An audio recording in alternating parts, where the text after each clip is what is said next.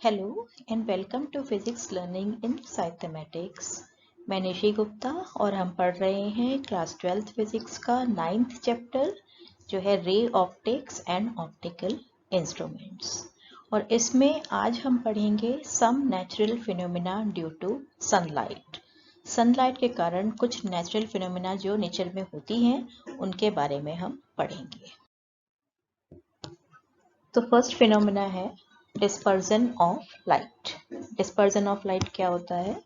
We know that color is associated with the frequency of light or the wavelength of light in a given medium. हमने electromagnetic waves का chapter पढ़ा था जिसमें हमने electromagnetic spectrum के बारे में पढ़ा था। स्पेक्ट्रम के डिफरेंट पार्ट्स होते हैं जिसमें से एक पार्ट था विजिबल लाइट रेज, और वो जो विजिबल लाइट रेज हैं उनकी वेवलेंथ कहाँ से कहाँ तक 400 नैनोमीटर से अप्रॉक्सीमेटली 700 नैनोमीटर तक एक्सटेंड करती है, और उसमें डिफरेंट कलर्स होते हैं। हर एक कलर की अपनी एक फ्रीक्वेंसी होती है या अपनी एक वेवलेंथ होती है, यानी कि हर कलर को हम किसी वेवलेंथ या फ्रीक्वेंसी से एसोसिएट कर सकते हैं। In visible spectrum red light is at the long wavelength and. जो रेड लाइट है उसकी वेवलेंथ अप्रॉक्सीमेटली 700 नैनोमीटर के आसपास होती है, while the violet light is at the short wavelength and 400 nanometer. Violet की कम होती है और रेड की ज़्यादा होती है। ठीक है, तो जब हम इस सनलाइट को प्रिज्म में से पास करते हैं, ये हम देख रहे हैं सनलाइट की एक बीम है, इसको हम प्रिज्म में से पास करते हैं, तो प्रिज्म में से रिफ्रैक्शन के बाद जब ये लाइट निकलती है तो हम क्या देखते हैं कि ये सारे कलर्स जो हैं स्प्लिट अप हो जाते हैं। अगर हम यहाँ पे एक स्क्रीन रखते हैं तो हमको ये कलर्स, डिफरेंट कलर्स के बैंड दिखाई देते हैं। ठीक है, तो this splitting of light is called dispersion. इसको हम डिस्पर्सन बोलते हैं। The prism splits the incident white light into A band of colours. और ये जो कलर्स का सीक्वेंस है वो क्या होता है? Violet, indigo, blue, green, yellow, orange and red. इस सीक्वेंस को याद करने के लिए हम ये यूज कर सकते हैं वेब गयोर एक्रोनिम। इससे हमें याद रहता है violet, indigo, blue, green, yellow, orange and red. और ये जो हमें बैंड मिल रहा है कलर्स का, the band of coloured components of the light is called spectrum. इस बैंड को हम बोलते हैं spectrum. And this phenomena of splitting of white light into component colors is called dispersion. और ये जो प्रोसेस है जिसमें कि वाइट लाइट को हम प्रिज्म के थ्रू पास कर रहे हैं और वो स्प्लिट अप हो जा रही है डिफरेंट कलर्स में, this process is called dispersion of light. तो ये जो डिस्पर्जन ऑफ लाइट है इसका रीजन क्या है या ये क्यों होता है ऐसा? तो हम टेबल में देख रहे हैं, इसमें डिफरेंट कलर्स की वेवलेंथ हमको गिवन है और इनके रिफ्रैक्टिव इंडेक्स गिवन है। किसके लिए? ग्राउंड ग्लास के लिए और फ्रंट ग्लास के लिए। अगर हम वॉयलेट और रेड यानी कि दोनों एंड्स को कंपेयर करें तो वॉयलेट की वेवलेंथ कितनी है? 396.9 nanometer and wavelength of red light that is 656.3 nanometer. It means wavelength of red light is greater than wavelength of violet light. अब अगर हम रिफ्रैक्टिव इंडेक्स देखें तो रिफ्रैक्टिव इंडेक्स वॉयलेट कलर के लिए कितना है? 1.533। रिफ्रैक्टिव इंडेक्स रेड कलर के लिए कितना है? 1.515। फ्लिंट ग्लास में देखें तब भी वॉयलेट का रिफ्रैक्टिव इंडेक्स कितना है? 1.663 और रेड के लिए 1.622। It means refractive index for red color is less than refractive index for violet color. जितनी वेवलेंथ ज़्यादा है उतना ही रिफ्रैक्टिव इंडेक्स कम होगा। तो इससे क्या होगा? The dispersion takes place because the refractive index of medium for different frequencies या different colours is different. Different colours का रिफ्रैक्टिव इंडेक्स डिफरेंट है। और रिफ्रैक्टिव इंडेक्स को हम कैसे डिफाइन करते हैं? अगर हमने सेकेंड मीडियम लिया है या फर्स्ट मीडियम लिया है तो refractive index of second medium with respect to first medium is equal to sine i upon sine r according to Snell's law. तो अगर हम ये जो लाइट इंसिडेंट है यहाँ पर हम इस पॉइंट पे नॉर्मल ड्रॉ कर दें तो ये एंगल आई, तो आई तो सेम है सबके लिए, सभी कलर्स के लिए सेम है। ठीक है, क्योंकि जब हम इंसिडेंट कर रहे हैं तब वो कलर्स अलग अलग नहीं हैं। अब जो आर है वो किस पर डिपेंड करेगा? रिफ्रैक्टिव इंडेक्स पे। तो जितना रिफ्रैक्टिव इंडेक्स ज़्यादा होगा उतनी ही बेंडिंग ज़्यादा होगी, जितना रिफ्रैक्टिव इंडेक्स कम होगा तो बेंडिंग कम होगी। तो हम देखते हैं कि वॉयलेट का रिफ्रैक्टिव इंडेक्स ज़्यादा है तो वॉयलेट लाइट जो है वो ज़्यादा बेंड हो रही है, इसका जो बेंडिंग है वो ज़्यादा है। रेड लाइट का रिफ्रैक्टिव इंडेक्स कम है तो रेड लाइट की बेंडिंग जो है वो कम है। तो इस तरह से different colours of light bend through different angles with respect to incident ray as they pass through the prism. हर एक पर कलर की अलग अलग बेंडिंग होती है। रेड ज़्यादा बेंड होती, रेड कम बेंड होती है और वॉयलेट ज़्यादा बेंड होती है। तो इस तरह से जो है सभी कलर्स स्प्लिट अप हो जाते हैं, अलग अलग पाथ में जाते हैं, इसलिए वो स्प्लिट अप हो जाते हैं। तो that is the reason for dispersion, because every color has different wavelength and refractive index depends upon wavelength. Refractive index depends upon wavelength and therefore the colors are split. तो अगर हम इसको speed of light के terms में लिखें तो क्या होगा, red light travels faster than the violet light in a glass prism. जो रेड लाइट है उसकी स्पीड ज़्यादा है वॉयलेट लाइट से। कैसे समझेंगे इसको, the wavelength of red light is greater than the wavelength of violet light, और इसीलिए जो रिफ्रैक्टिव इंडेक्स रेड लाइट का है that is less than the refractive index of violet light, यानी कि refractive index is inversely proportional to wavelength. अगर हम refractive index को स्पीड ऑफ लाइट के टर्म्स में लिखे हैं तो हम कैसे डिफाइन करते हैं, speed of light in vacuum upon speed of light in that medium, ऐसे डिफाइन करते हैं रिफ्रैक्टिव इंडेक्स को। अगर हम रेड लाइट के लिए लिखें तो क्या लिखेंगे, refractive index of medium for red light is equal to speed of light in vacuum upon speed of red light in that medium. Violet के लिए लिखें तो refractive index of medium for violet light that is equal to speed of light in vacuum upon speed of violet light in that medium। इन दोनों equations को compare करें तो हमको पता है कि रेड का जो रिफ्रैक्टिव इंडेक्स है वो वॉयलेट के रिफ्रैक्टिव इंडेक्स से कम है। न्यूमरेटर दोनों का सेम है तो क्या होगा, the velocity of red light will be greater than the velocity of violet light in that medium. It means red light travels faster than the violet light in a medium. और जहाँ तक vacuum में इसकी speed की बात है, in vacuum the speed of light is independent of wavelength. Vacuum में speed जो है वो वेवलेंथ पे डिपेंड नहीं करती है।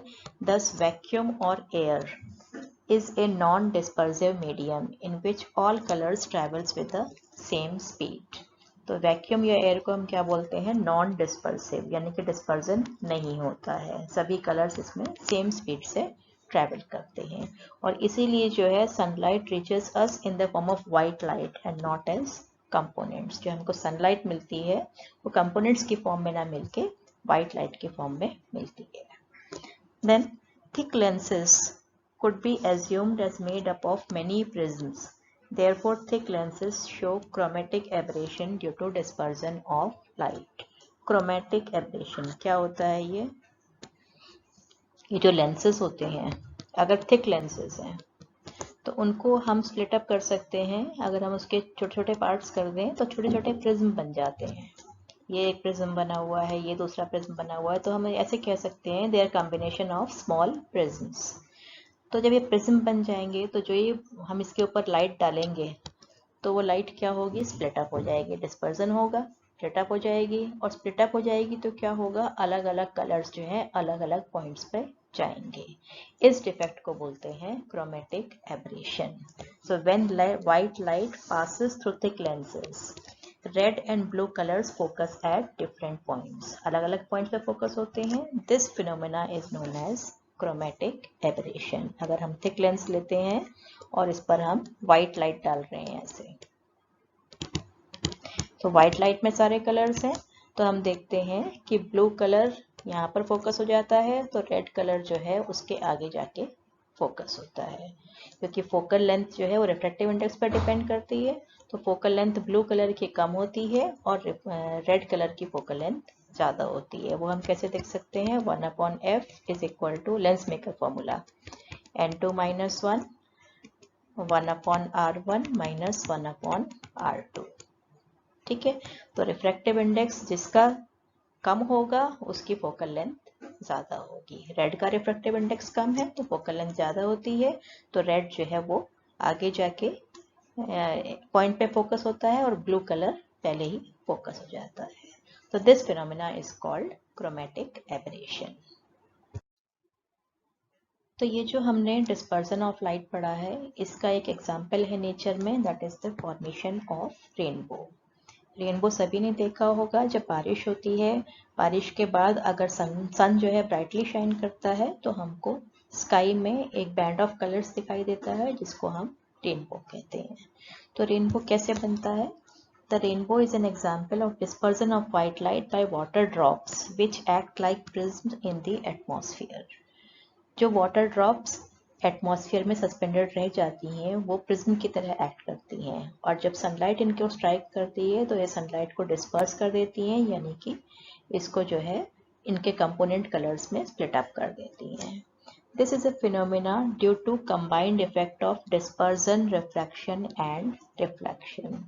इसमें जो है जो फॉर्मेशन ऑफ रेनबो है, इसमें एक्चुअल में 3 प्रोसेस इन्वॉल्व हैं, dispersion, refraction and reflection of sunlight by water droplets of rain। और ये जो रेनबो है इसको ऑब्जर्व करने के लिए the condition for observing a rainbow are that the sun should be shining in the opposite part of the sky. जिधर rainbow दिखाई दे रहा है सन उसके ऑपोजिट होगा तभी हमको दिखाई देगा। या हम कह सकते हैं कि अगर सन जो है वेस्ट में शाइन कर रहा है तो हमको रेनबो जो है वो ईस्ट में दिखाई देगा।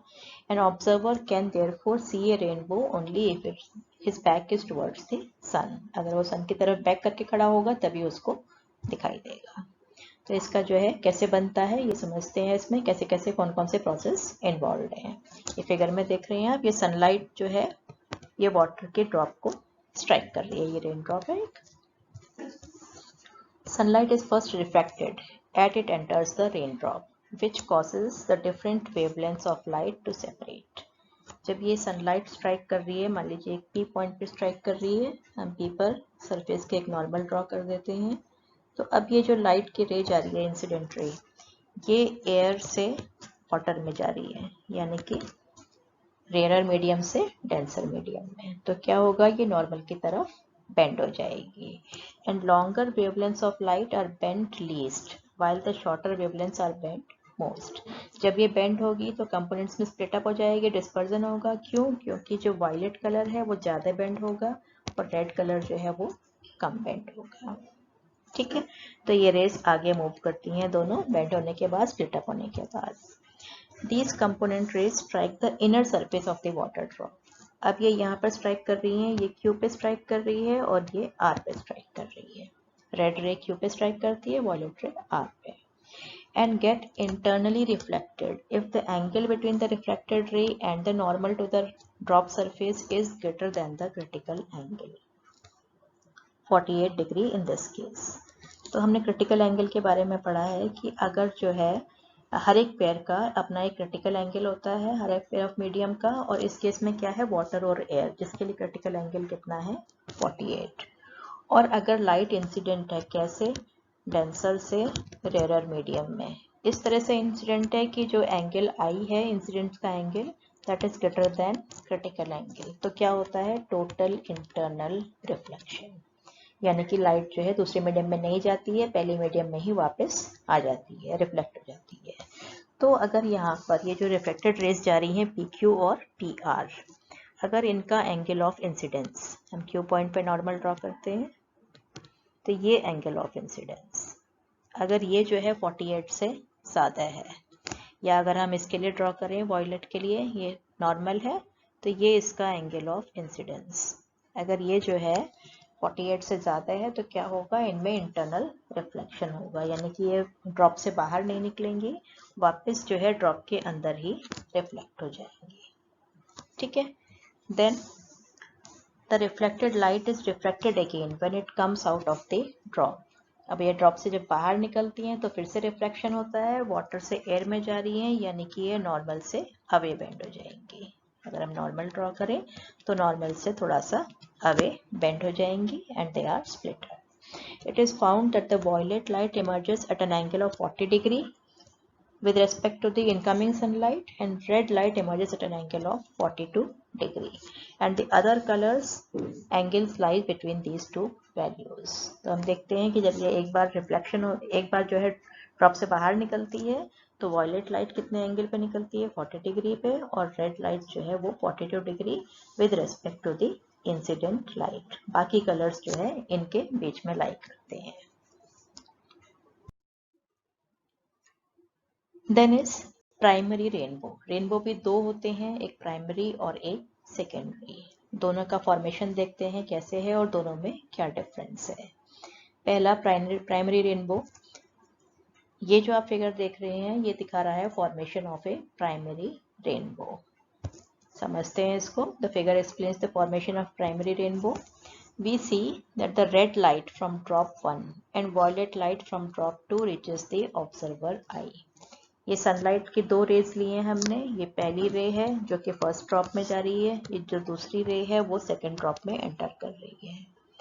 तो वो जो प्रोसेस पड़ा है वही सेम प्रोसेस होगा. पहले रिफ्रैक्शन होगा, यहाँ पे स्प्लिटिंग भी होगी साथ में, फिर इंटरनल रिफ्लेक्शन होगा और फिर ये जो है बाहर निकलेंगी. जब बाहर निकलेंगी तो वॉयलेट लाइट जो है वो 40 डिग्री के एंगल पे और रेड लाइट 42 डिग्री के एंगल पर बाहर निकलती हैं. तो ये जो दो रेज हैं फर्स्ट ड्रॉप से निकल रही हैं. सेम प्रोसेस सेकेंड ड्रॉप में भी होगा. पहले रिफ्रैक्शन होगा इस पॉइंट पे, उसके बाद टोटल इंटरनल रिफ्लेक्शन होगा और फिर रिफ्रैक्शन होगा और ये स्प्लिट अप होके निकलेंगे इंसिडेंट लाइट से. ये 40 के एंगल पे वॉयलेट लाइट और रेड लाइट 42 के एंगल पे. अगर कोई ऑब्जर्वर यहाँ पर ऑब्जर्व कर रहा है तो वो पहली जो ड्रॉप से रेड लाइट मिल रही है उसकी आंख तक पहुंच रही है और सेकंड ड्रॉप से वॉयलेट लाइट उसकी आंख तक पहुंच रही है. तो जो क्या होगा, the violet from drop 1 and red from drop 2 are directed at level above और बिलो द ऑब्जर्वर. और जो फर्स्ट ड्रॉप से वॉयलेट लाइट है वो ऊपर चली गई है, जो सेकंड ड्रॉप से रेड लाइट है वो नीचे डायरेक्शन में चली गई है. तो ये दो रेज जो हैं इसकी आंख तक पहुंच रही हैं. तो thus the observer sees a rainbow with red color on the top and violet on the bottom.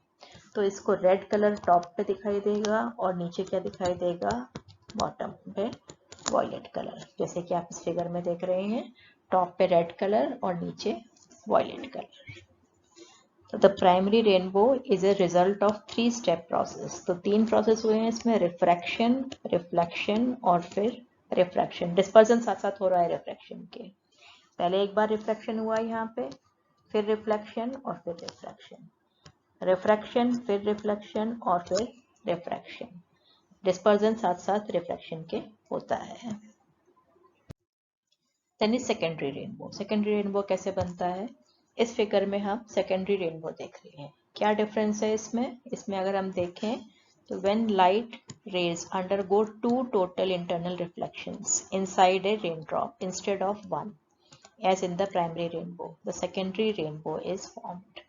अगर रिफ्लेक्शन 2 बार हो रहा है, टोटल इंटरनल रिफ्लेक्शन, तब जो है इसमें सेकेंडरी रेनबो बनता है. ये फर्स्ट रे जा रही है फर्स्ट ड्रॉप की तरफ, यहाँ क्या हो रहा है, रिफ्रैक्शन, फिर टोटल इंटरनल रिफ्लेक्शन, फिर टोटल इंटरनल रिफ्लेक्शन और फिर रिफ्रैक्शन. सेकेंड रे जा रही है सेकेंड ड्रॉप की तरफ, इसमें देख रहे हैं हम पहले रिफ्रैक्शन हो रहा है, बेंड हो रही है ये, फिर टोटल इंटरनल रिफ्लेक्शन, फिर टोटल इंटरनल रिफ्लेक्शन और फिर रिफ्रैक्शन. इसका मतलब इसमें 2 बार टोटल इंटरनल रिफ्लेक्शन और 2 बार रिफ्रैक्शन होता है. प्राइमरी में क्या था, रिफ्रैक्शन तो 2 बार हो रहा था लेकिन टोटल इंटरनल रिफ्लेक्शन एक ही बार हो रहा था. तो जब ये सनलाइट इन ड्रॉप से बाहर निकलती है तो इनके एंगल्स डिफर करते हैं. जो रेड लाइट है वो 50 डिग्री के एंगल पे निकलती है अब, और जो वॉयलेट लाइट है वो 53 डिग्री के एंगल पे निकलती है. तो it is a 4 step process. जो प्राइमरी रेनबो था वो 3 स्टेप प्रोसेस था, इसमें 4 स्टेप प्रोसेस है. तो हम देख रहे हैं ये ऑब्जर्वर यहाँ पर है, फर्स्ट ड्रॉप से इसको वॉयलेट लाइट दिखाई दे रही है और सेकेंड से रेड लाइट उसको दिखाई दे रही है, तक पहुँच रही है. The intensity of light is reduced at the second reflection and hence the secondary rainbow is fainter than the primary rainbow. एक डिफरेंस ये भी है कि secondary rainbow जो है वो उतना ब्राइट नहीं होता जितना कि primary rainbow है, क्योंकि रिफ्लेक्शन के टाइम पे थोड़ी इंटेंसिटी इसकी कम हो जाती है. तो पहला डिफरेंस क्या था कि ये 4 स्टेप प्रोसेस है. जबकि प्राइमरी रेनबो जो है वो 3 स्टेप प्रोसेस है। दूसरा डिफरेंस क्या है कि rainbow is fainter than the primary rainbow, ये रेनबो थोड़ा फेंट होता है और प्राइमरी रेनबो ज़्यादा ब्राइट होता है। एक डिफरेंस और दिखाई दे रहा होगा आपको, the order of colours is reversed as it is clear from figure. इसमें वॉयलेट कलर हमको टॉप पे दिखाई देता है और रेड कलर जो है वो बॉटम में दिखाई देता है, यानी कि इसका ऑर्डर जो है वो रिवर्स हो जाता है। तो नेक्स्ट फिनोमेना है scattering of light. Scattering of light क्या होता है? As sunlight travels through the earth's atmosphere it gets scattered. Scattered means changes its direction by the atmospheric particles. जो atmospheric particles होते हैं वो उसको different directions में scatter कर देते हैं, that is called scattering of light. Figure में देख सकते हैं ये incident light है और ये particles इसको जो है different directions की तरफ scatter कर देते हैं. This phenomena is called scattering of light. और ये जो scattering है किस पर डिपेंड करती है? Light of shorter wavelength is scattered more than the light of longer wavelength. जो shorter wavelength हैं वो ज़्यादा scatter होती हैं as compared to longer wavelength. And the amount of scattering is inversely proportional to the fourth power of wavelength. This is known as Rayleigh scattering. It means scattering is proportional to 1 upon lambda 4, fourth power of wavelength. ठीक है, तो इस scattering के कारण क्या phenomena हम observe करते हैं? पहली है blue colour of the sky. जो स्काई है वो हमको ब्लू दिखाई देता है। क्यों दिखाई देता है blue? The bluish colour predominates in clear sky since blue colour has shorter wavelength than red. जो ब्लू कलर की वेवलेंथ है वो रेड कलर की वेवलेंथ से शॉर्ट होती है और वेवलेंथ शॉर्ट होगी तो क्या होगी? स्कैटरिंग ज़्यादा होगी। तो it is scattered much more strongly, उसकी स्कैटरिंग ज़्यादा होती है, इसलिए हमको स्काई जो है वो ब्लू कलर का दिखाई देता है। और ये जो बैंड होता है हमारा होता है VIBGYOR, वेबगयोर, यानी कि वेवलेंथ रेड की सबसे ज़्यादा होती है और वॉयलेट की सबसे कम होती है। तो वॉयलेट कलर की स्कैटरिंग और भी ज़्यादा होती है। The violet colour gets scattered even more than the blue, having a shorter wavelength. But since our eyes are more sensitive to blue than violet, we see the sky blue. क्योंकि हमारी आई जो है वो ब्लू के लिए ज़्यादा sensitive है, इसलिए हमको वॉयलेट के बजाय स्काई जो है ब्लू दिखाई देती है। ये फिगर में हम देख रहे हैं ये जो ब्लू लाइट है वो ज़्यादा स्कैटर हो रही है, इसलिए जो है हमको ब्लू कलर की स्काई दिखाई देती है। दूसरी फिनोमेना है कि हम क्लाउड्स जो हैं वो वाइट ही दिखाई देते हैं या कभी कभी ब्लैक दिखाई देते हैं। इसका क्या रीज़न है? The large particles like dust and water droplets present in the atmosphere behave differently. उनका बिहेवियर डिफरेंट होता है। कैसे डिफरेंट होता है? क्या डिफरेंस होता है? ये जब इसमें जो डिफरेंस आता है वो किस पर डिपेंड करता है? The relevant quantity here is relative size of the wavelength of light and the scatterer. जो स्कैटरिंग पार्टिकल है उसका साइज और जो लाइट यूज कर रहे हैं उसकी वेवलेंथ। मान लीजिए वेवलेंथ को हम लैम्डा से रिप्रेजेंट कर रहे हैं और जो पार्टिकल स्कैटर कर रहा है लाइट को उसका साइज को हम ए लिख रहे हैं। तो स्कैटरिंग कैसे डिपेंड करती है? For a is very very less than lambda. अगर पार्टिकल्स बहुत छोटे हैं, उनका साइज जो है वेवलेंथ के कंपैरिजन में बहुत कम है, बहुत छोटा है, then we have Rayleigh scattering which is proportional to 1 upon lambda 4. तब क्या होता है? डिफरेंट वेवलेंथ्स की स्कैटरिंग अलग अलग होती है जो कि वेवलेंथ पर डिपेंड करती है। वेवलेंथ जितनी ज़्यादा होगी स्कैटरिंग कम होगी, ठीक है। लेकिन अगर साइज ज़्यादा है, if the size of the particle is very very greater than lambda, lambda से वेवलेंथ से काफ़ी ज़्यादा है, बड़े पार्टिकल्स हैं, लार्ज स्कैटरिंग ऑब्जेक्ट्स जैसे कि रेन ड्रॉप्स हैं या लार्ज डस्ट पार्टिकल्स हैं या आइस पार्टिकल्स हैं, तो उनके लिए ये रेले स्कैटरिंग जो है फॉलो नहीं होती है। उसके लिए क्या होता है? All wavelengths are scattered nearly equally. सभी वेवलेंथ्स की स्कैटरिंग जो है वो बराबर होती है। And that is the reason the clouds which have droplets of water with size greater than lambda are generally white. इसीलिए क्लाउड्स हमको वाइट दिखाई देते हैं क्योंकि इसमें जो ड्रॉपलेट्स होती हैं उनका साइज जो है वेवलेंथ के कंपैरिजन में ज़्यादा होता है। तो क्या होता है? सारी वेवलेंथ्स इक्वली स्कैटर होती हैं तो हमको वो वाइट दिखाई देते हैं। और कभी कभी जब क्लाउड्स बहुत डेंस होते हैं, यानी कि उनमें से लाइट स्कैटर नहीं हो पाती है, तो हमको वो ब्लैक भी दिखाई देते हैं। दूसरा इसका एग्जाम्पल है red colour of sun at sunrise and sunset, कि सनराइज और सनसेट के टाइम पे हमको सन जो है वो रेड कलर का दिखाई देता है। क्यों दिखाई देता है? एट सनलाइट, सनसेट और sunrise the sun rays have to pass a larger distance in the atmosphere. Sunrise या सनसेट के टाइम पे सन यहाँ पर होता है होराइजन पर, तो सन से जो लाइट आ रही है, यहाँ पर ऑब्जर्वर है अगर, तो उसको इतना डिस्टेंस ट्रेवल करना पड़ रहा है। कितना डिस्टेंस? एटमॉस्फेयर में इतना डिस्टेंस, ये जो डिस्टेंस है इतना ट्रेवल करना पड़ रहा है। और मिड डे में क्या होता है, सन जो है टॉप पर होता है, तो सनलाइट जो आ रही है उसको इतना डिस्टेंस ट्रेवल करना पड़ता है, शॉर्टर डिस्टेंस। तो जब होराइजन पे होता है सन, तब उसको लॉन्गर डिस्टेंस ट्रेवल करना पड़ता है as compare to mid day. So what happens? Most of the blue and other short wavelengths are removed by scattering.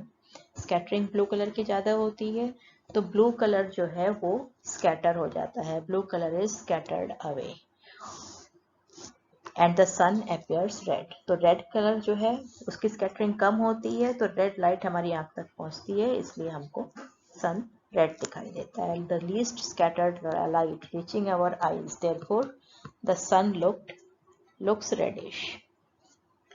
This explains the reddish appearance of sun and full moon near the horizon. इसीलिए जो है हमको sunset या sunrise के time पे, और moon जो full moon है वो भी अगर जो है होराइजन के पास है, तो हमको वो रेड कलर का दिखाई देता है, क्योंकि रेड कलर की स्कैटरिंग बहुत कम होती है। इसका एक यूज और है, the danger signals the light are red in colour. जो डेंजर सिग्नल्स होते हैं उनकी जो लाइट होती है उनको हम रेड कलर की यूज करते हैं। क्यों? Because the red light is least scattered by fog और स्मोक। अगर फॉग होगा या स्मोक होगा तो उससे जो है बहुत कम स्कैटर होगी, तो therefore it can be seen in the same colour at a distance, large distance तक हम उसको देख सकते हैं। तो आज के लिए इतना ही। नेक्स्ट टर्न पे हम पढ़ेंगे ऑप्टिकल इंस्ट्रूमेंट्स के बारे में। तब तक के लिए bye, thank you, happy learning.